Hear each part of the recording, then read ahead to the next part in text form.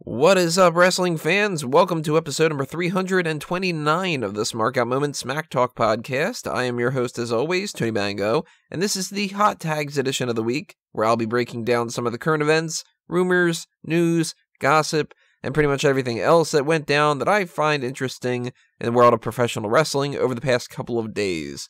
First things first, how you all doing? Make sure you drop your comments below and tell me what you think about the other things that we're going to be talking about later on. If you have not subscribed already, of course, hit that subscribe button. We'll talk about that a little bit later at the end of the video, but I want to make sure that you're aware of that right off the bat.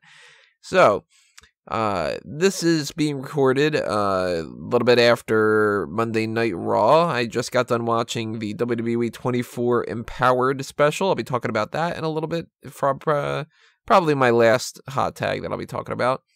But we need to backtrack and go through some other things that have happened throughout the week. Some of them important, some of them a little bit on the side, some of them actually we're going to put a pin in and talk more about later on. Kind of depends.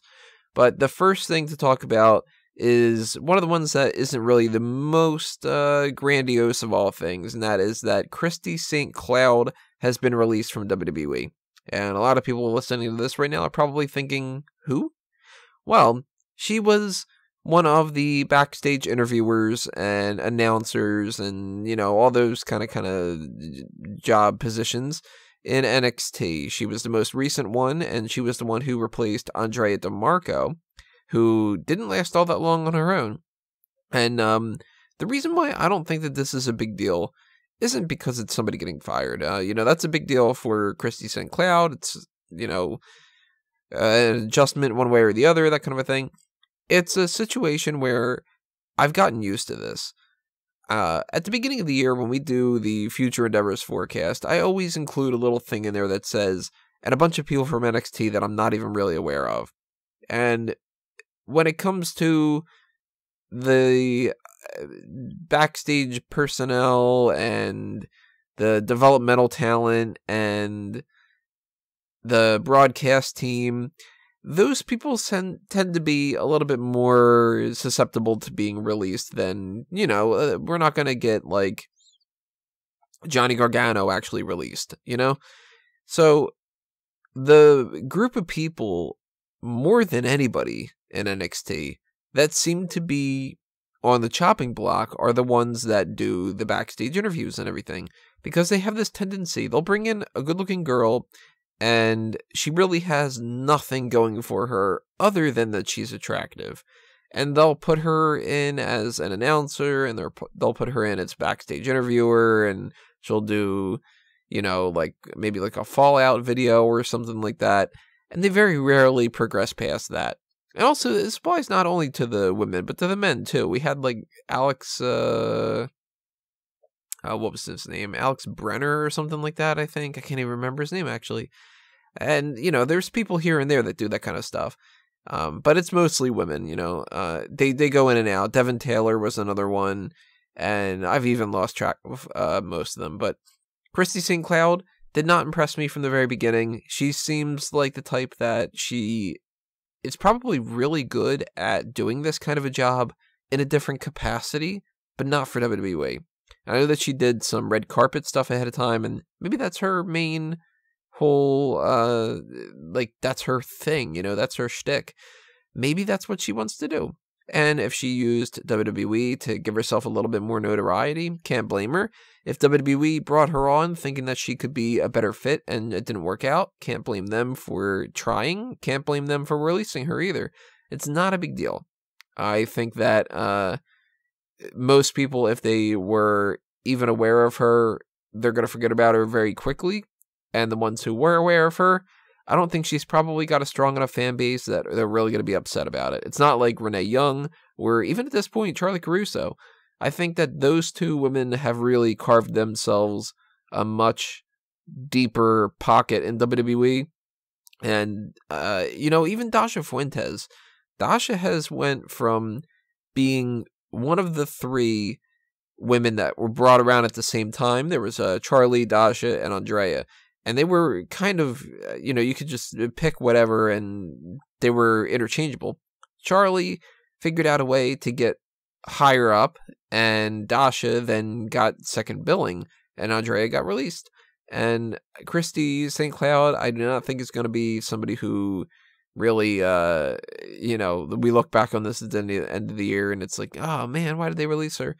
They'll throw somebody else into the mix, and, within a year or two, that woman will probably be released, or that guy will probably be released, or whatever.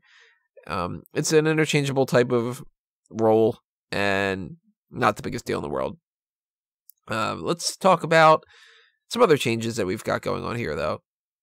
We've got the Fabulous Moolah Memorial Battle Royal is no longer the Fabulous Moolah Memorial Battle Royal. This is one of the major topics of the week. WWE announced the Fabulous Moolah Memorial Battle Royal last week, and we talked about it on the Hot Tags. And that was something that, right off the bat, a bunch of people were critical of.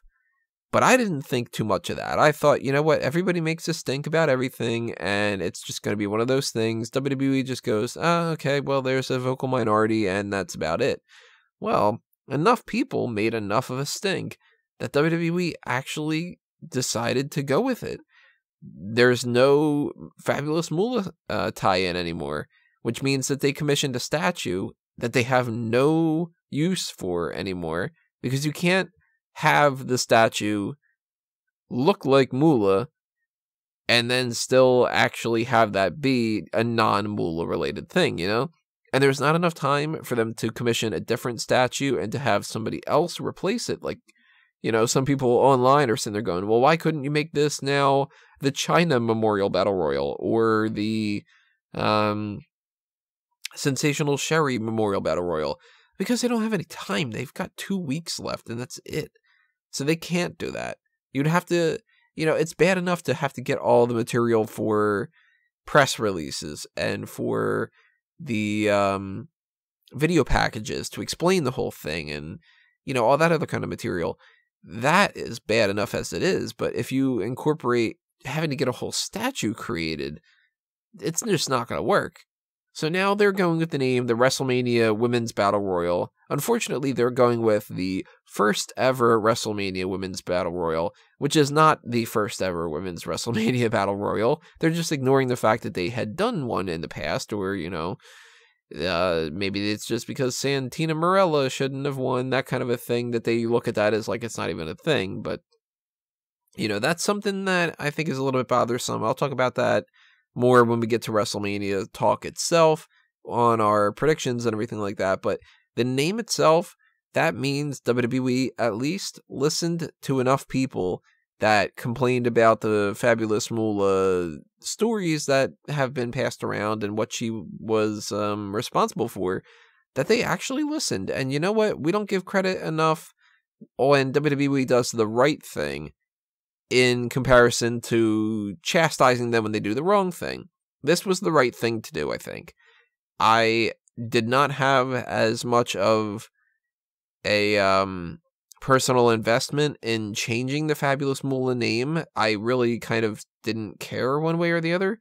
And when people started talking about the things that she was responsible for, I hadn't really known all that stuff. And you asked me, what do I think? And I thought to myself, well, you know what? I don't really care about Fabulous Moolah. So if she has that kind of a history, get rid of it. And I actually don't even want this match to happen necessarily in the first place. So I would have been fine with them canning the whole match. But at least when it comes to changing the name, that's the right call, I think. And I don't know about next year. I don't know if that should be one of those things where they do have a replacement. Or maybe it's not necessarily one person. That's the thing. I would love to see them do something like an overall, all-encompassing women's division memorial battle royal thing. I don't know what they would call that, but it's something to keep in mind. They got a year, at the very least, for the next time around. So if they do want to change it to the Sable Memorial Battle Royal or something like that, then they can, and they'll make another statue, and the Moolah statue will just kind of hang out in the warehouse, and nobody will ever speak of it again, kind of. They can't go with Mae Young. They already have the Mae Young Classic. Can't do Mae Young Memorial Battle Royal. But maybe they've got like enough that they could do a Trish Stratus one. Or maybe they've got enough that they can do, you know what? If they want to play heel, Stephanie McMahon Memorial Battle Royal. Just go for it, you know? But I think it was Wago who brought it up when we were chatting. If it wasn't Wago, then I'm giving you credit anyway. Had said, why don't they go with something along the lines of just the Andre the Giant Memorial Battle Royal? Just, why can't Andre be representative of both the men and the women? I don't think that they would ever go that route, because if they did, I think there will be people bitching and complaining, saying, well, why does it have to be in honor of a man and that kind of a thing? Because everybody gets butthurt about everything nowadays. And I agree with the sentiment that you can have women that looked up to the men and kind of play off the idea that it doesn't have to be like one thing or the other. I just don't think it's ever going to happen. I think if they do pick one person, they'll probably pick Trish, or maybe they go with China. I highly doubt it, but maybe they do. Maybe Alundra Blaze, I don't know. So drop your comments below. Tell me what you think. Should there be a one-woman memorial type thing? Should they go with an all-encompassing women's battle royal? Should they go with not doing this again next year? Should they figure something else out? You know, there's a lot of different options here. But next year's WrestleMania is a long way away. We haven't gotten to this year's WrestleMania yet, but we do know when next year's WrestleMania is going to take place, and we do know where now it's going to take place, and that's going to be MetLife Stadium for WrestleMania 35, which means yours truly is definitely going to try to get tickets for that. I know I didn't get anything when it came to the Royal Rumble this year, despite it being in Philly, but WrestleMania being in MetLife was where I went the last time, and I did not enjoy it as much as I was hoping that I would have. And that really soured me. So I'm going to try my damnedest to make sure that I go to WrestleMania 35, and hopefully it is a much, much better show than WrestleMania 29 is, because I did not really dig that one enough to make that be the one and only WrestleMania that I've ever been to. I want a great WrestleMania, and if MetLife can produce one of those, then by all means, better be next year. I better get a decent seat. Better have a lot of fun. I like the idea that this is back here. It had been a couple of years, 6 years since the last one. So it's about time to revolve around that a little bit. And I know that a lot of people who prefer WrestleMania to be in, that hasn't been in the UK or anything like that. I think that's just too hard to do. So if they were going to do anything that you had to target one specific area, I'm going to be a little biased. I like the idea that it is closer to an area that I can go to, And for all the people that get everything all the other times of the year, you're living in the Florida area or whatever, give me a break,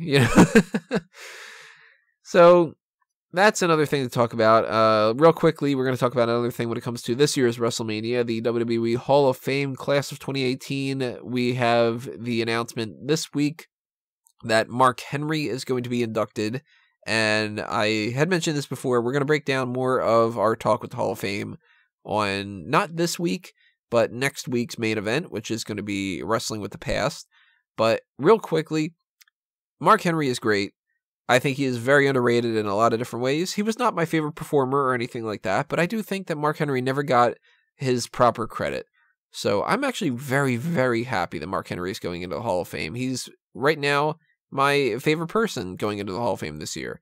I am more excited to celebrate his career than Goldberg's or Ivory or Dudley Boy's or Jeff Jarrett or who else is in there? Certainly Kid Rock. Yeah, I really like Mark Henry, and I'll talk about memories and stuff like that, and just overall perspective of Mark Henry when it comes to 2 weeks from now, or next week. But yeah, thumbs up. Really like that a lot.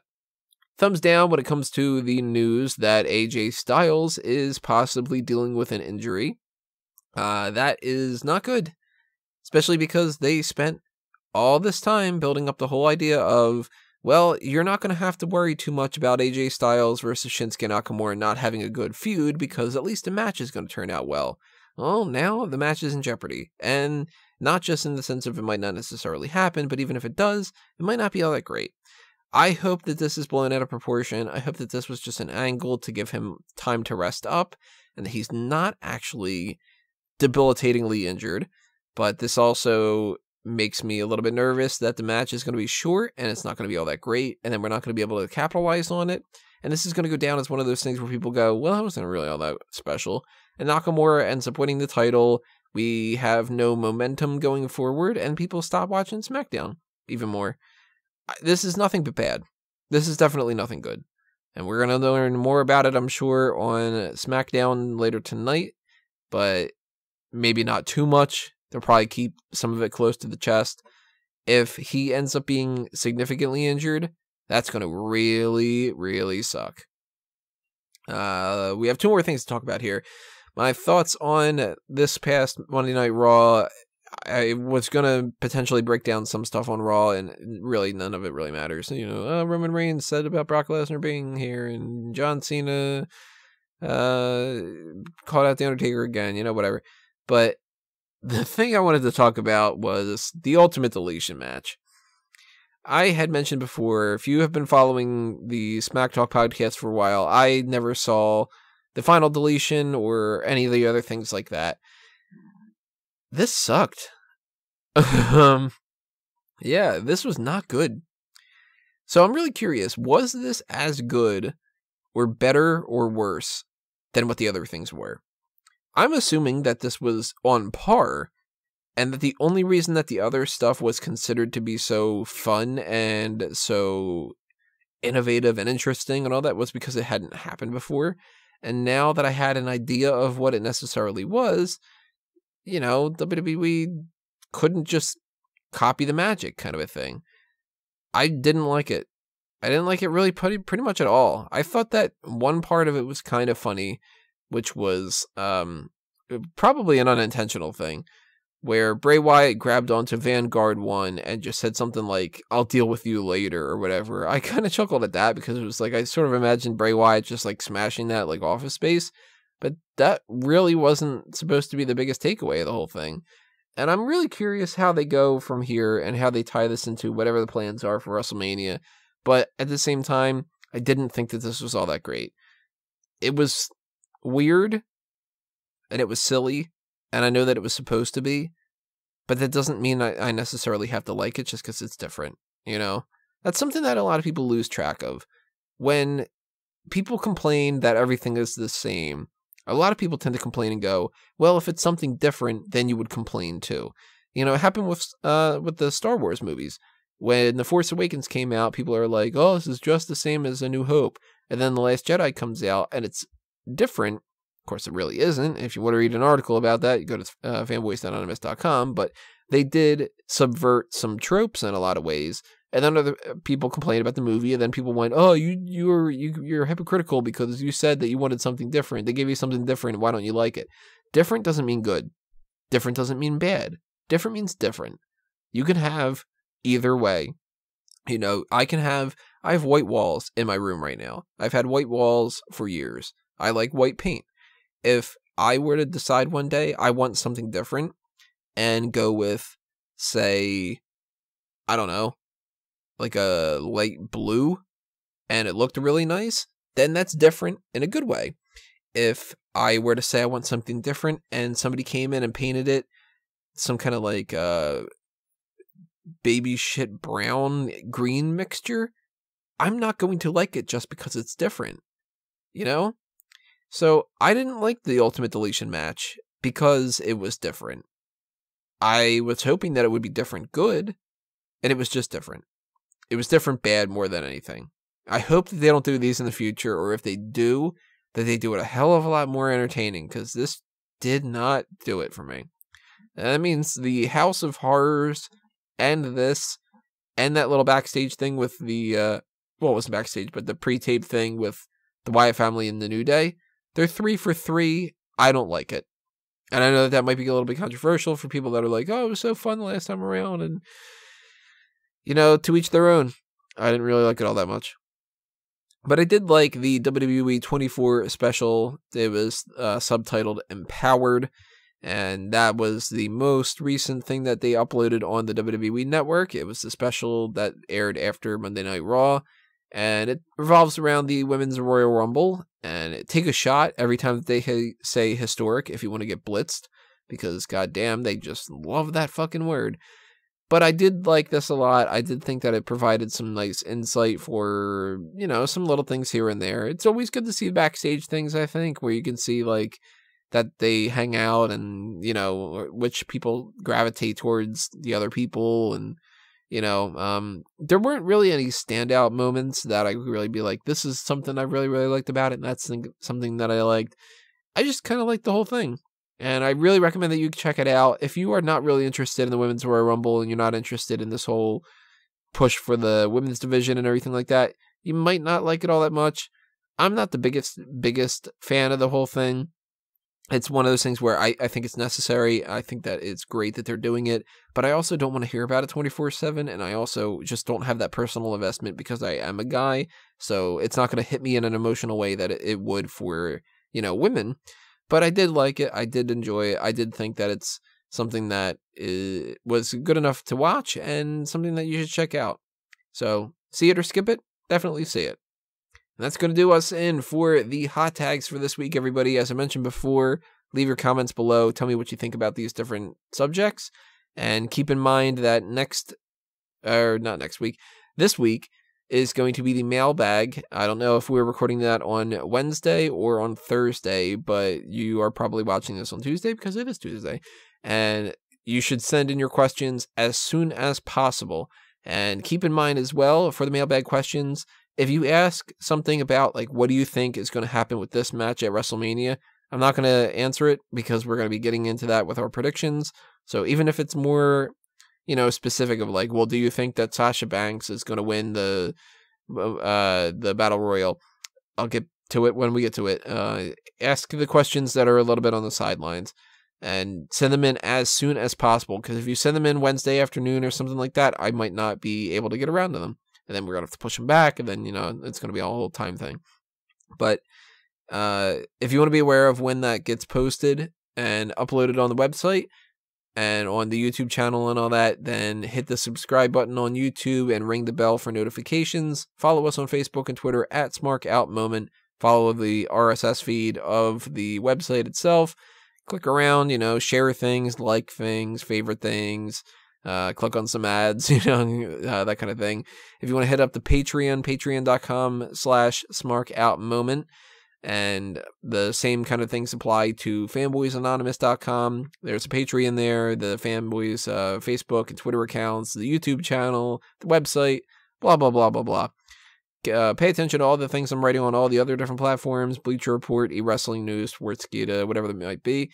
And blah, blah, blah, blah, blah, blah, blah. Yep, that's it. All right, I don't see anything else in my notes. So thanks for listening to this, everybody. This has been another Smark Out moment, and I'm being counted out.